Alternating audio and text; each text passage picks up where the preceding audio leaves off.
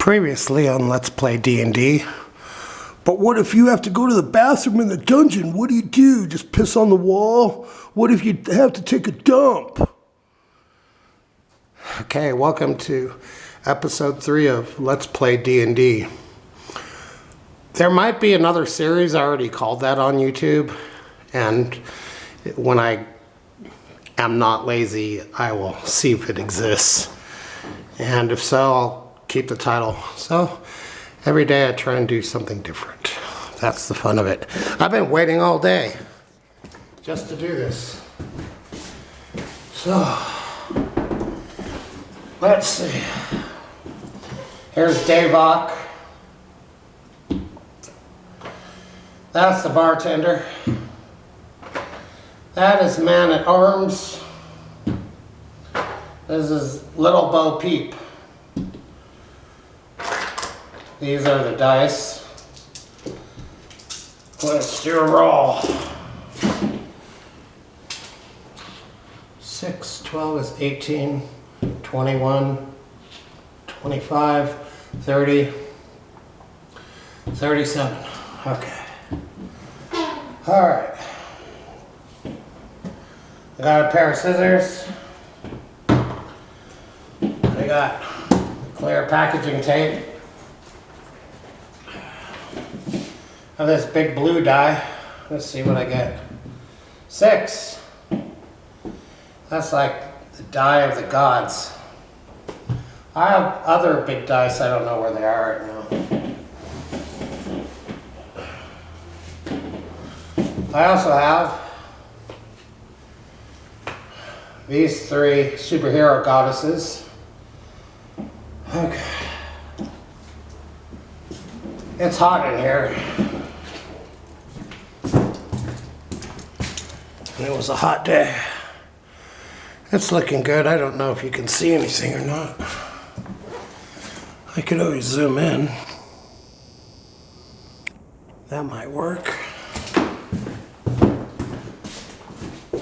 Okay. I've got a yoga block with some yoga chick on it doing a crappy pose. It's not a really cute pose, but she looks happy, so that accounts for something. So every time I play, I just make it up.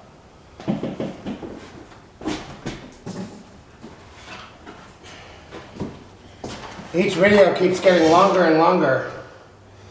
I have this dungeon square. I bought another one today. I have Monopoly tokens, a couple more dice in here. Okay. My power glasses. My regeneration portal. Common in EverQuest and in every online game. It makes sense to me to use it in D&D. Alright, I have my pen of power. Davok's alignment. He's going to be true neutral, I decided. And the reason for that is if I know what true neutral is, then I'll be able to figure out how to play all the other alignments.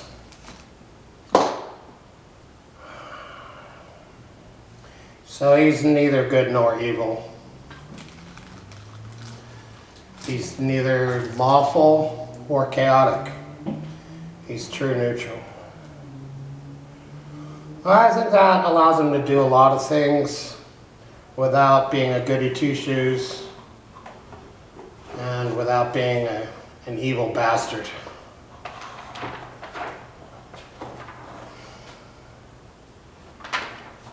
The last bit we read in the booklet was game dice. The structure of play. Alright, we'll do this section today.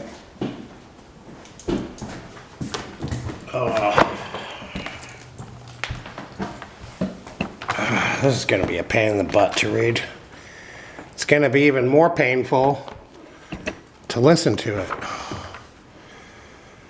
Do I really want to do this? I guess I have to. Here's a close-up of this.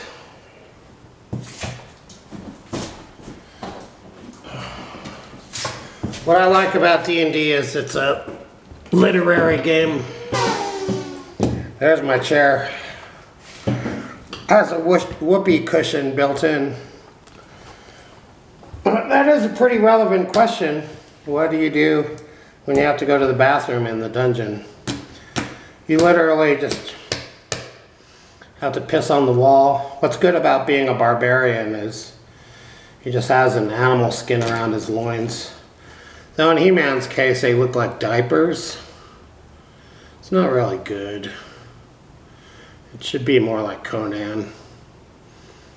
No grown man wants to wear like underwear. They just didn't want to do it for the plastic figure.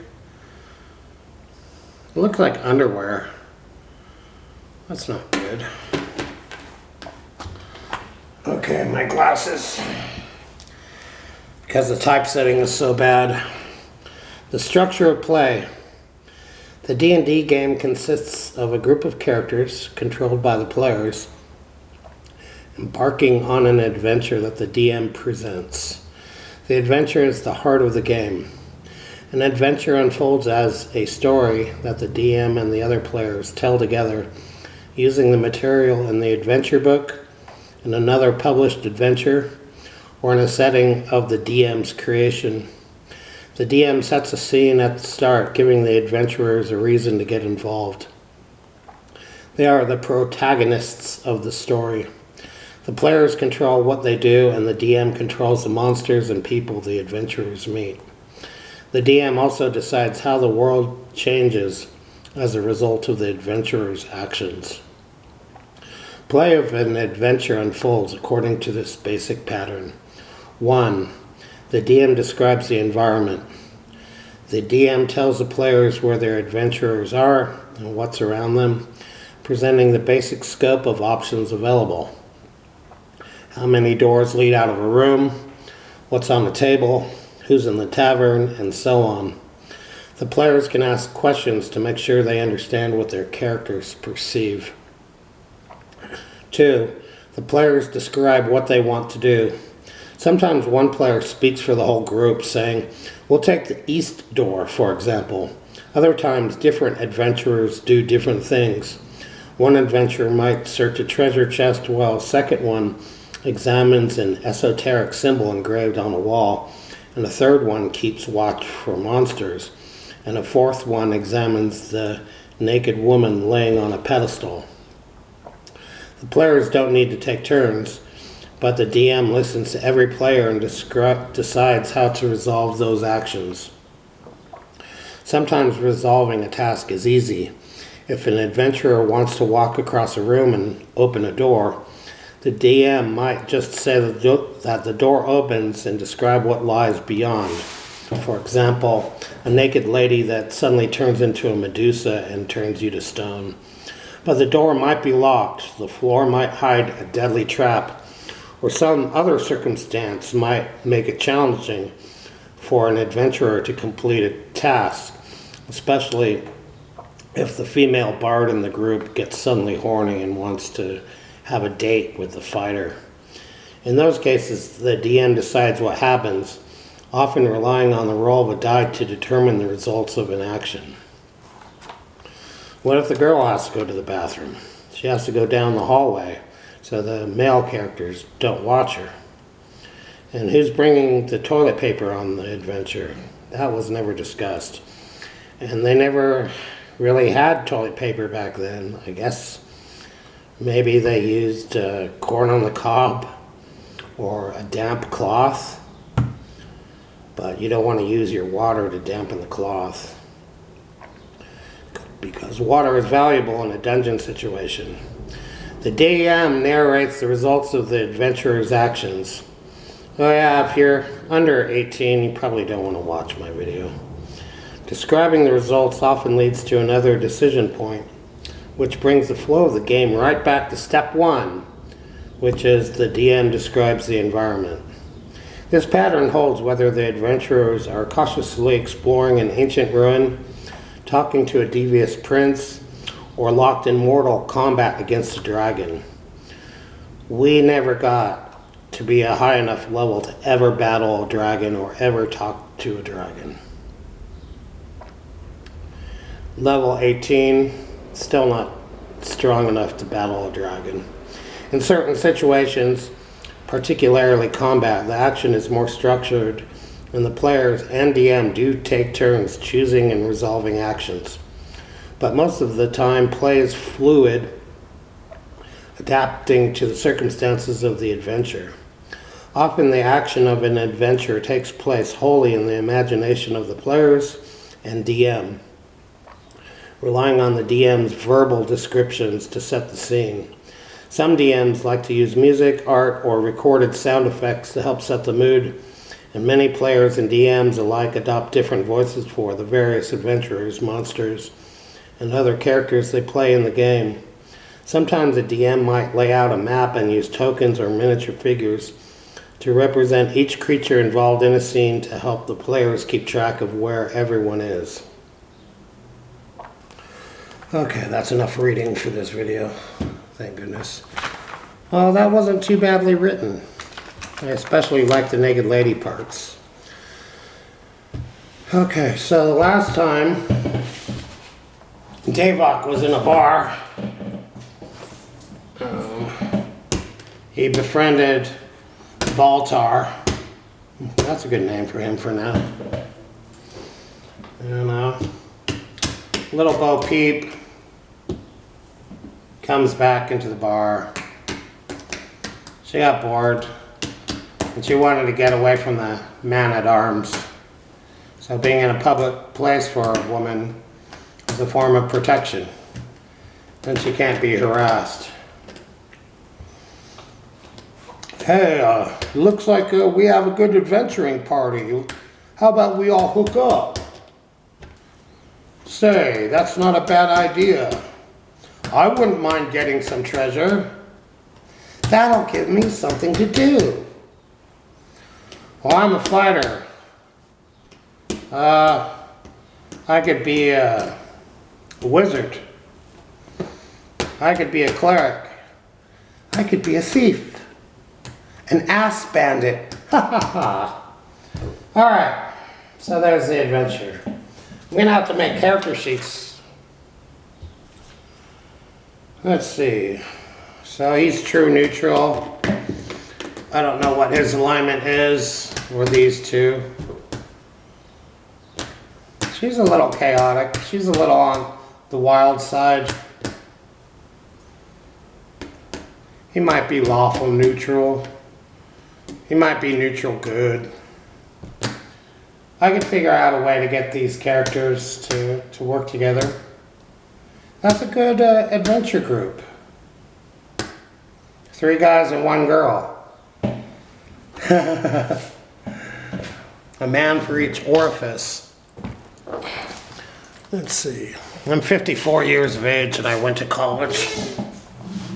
I just saw Step Brothers with Will Ferrell and John O'Reilly. I love those two together. They are so funny. I can watch them all day. I might watch Talladega Nights tonight. So let's see what the luck roll does. Might as well roll these two. See if they have any extra luck. Okay. 6, 9, 10, 14, 15, 18, 21, 28. With 8 dice, 28 isn't very good. So I guess there's a delay in adventuring. I have to go to the bathroom. So she goes off there. Ah, crap. Me too. Must be the beer. I have to go to the bathroom. Ah, shit. So they got bad luck. Maybe the beer had something in it. They just had to all go to the bathroom. That's what happened. Let's see. What else can happen? I guess that's the end of this video. Episode 3. It all ended up with everyone having to go to the bathroom. Okay. I can't think of anything else to do. They're on the toilet for a long time. Alright, thanks for watching episode 3 of Let's Play D&D. More to come.